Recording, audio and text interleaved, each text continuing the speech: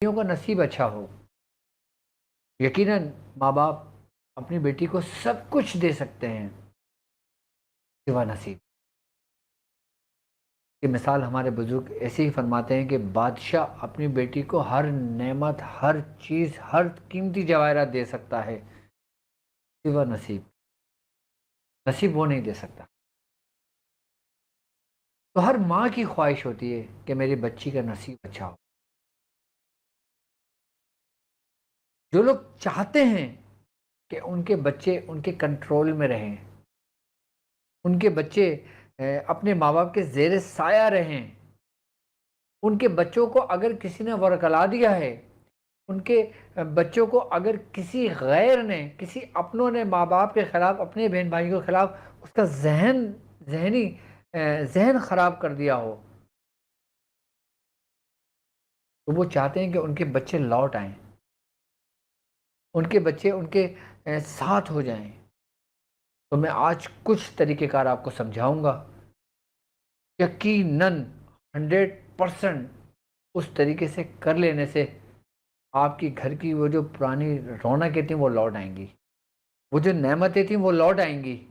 وہ جو پرانا وقت تھا جو ہم کہتے تھے کہ ہمارے گھر میں ایک وقت تھا کہ سب ایک ساتھ ایک چھت کے نیچے سوتے تھے، سب ایک ساتھ بیٹھتے تھے، کھیلتے تھے، باتیں کرتے تھے، پتہ نہیں کس کی نظر لگ گئی، سب تتر بتر ہو کر رہ گئے، یعنی کہ ادھر سے ادھر ہو گئے سارے. وہ ماں باپ جو یہ چاہتے ہیں کہ ان کی اولاد ان کی آنکھوں کا تارا رہیں، ان کے بچوں کا نصیب اچھا ہو، ان کے گھر میں رزق کی کشادگی رہے، وہ کسی کے محتاج نہ ہو، اگر وہ قرض دار ہو تو ان کے قرض کی ادائیگی ہو جائے.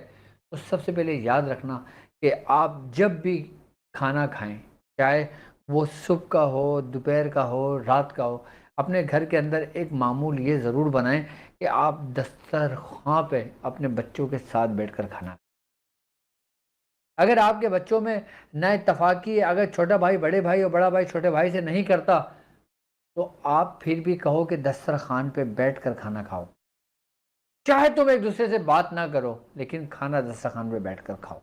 اپنی بیٹیوں کو بھی یہ تعلیم کریں اپنے ساتھ کہ گھر کے اندر ایک وقت میں ضرور دسترخوان لگایا کریں اور کھانا اپنے بچوں کو اپنے سامنے بٹھا کر کھلایا کریں، زبردستی ڈانٹ کے، پیٹ کے، مار کے، غصہ کر کے، محبت کر کے.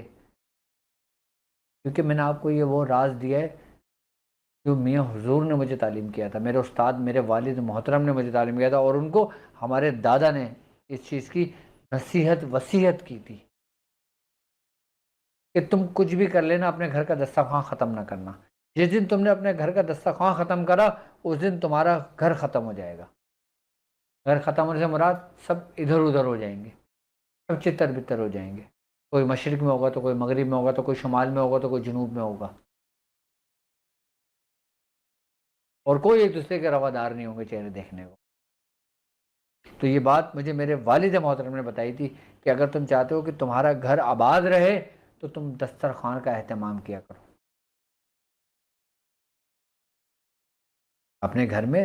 اور جس گھر کے اندر دسترخوان لگتا ہے اس دسترخوان پہ باقاعدہ بزرگان دین فرماتے ہیں کہ برکتیں نازل ہوتی ہیں، اتاری جاتی ہیں، اور وہ برکتیں جب اس دسترخوان پہ اترتی ہیں تو پھر پورے گھر میں پھیلتی ہیں.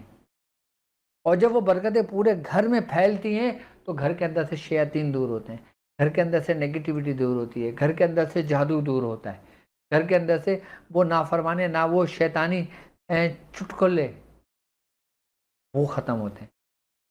وہ شیاطین جو ہمارے دماغوں میں قابض کیے ہوئے ہوتے ہیں وہ ہمارے دماغوں سے نکلتے ہیں. ایک بہترین میں نے اس کا بتایا آپ کو کہ اپنے گھر کا دسترخوان ختم نہ کرنا. اگر آپ کے پاس ڈائننگ ٹیبل ہے نا، آپ ڈائننگ ٹیبل پہ دسترخوان لگا دیں، زمین پہ لگانا چاہیں زمین پہ لگا دیں، ٹیبل پہ لگانا چاہیں ٹیبل پہ لگا دیں، تخت پہ لگانا چاہیں تخت پہ لگا دیں. اور دوسری اور بڑی کام کی بات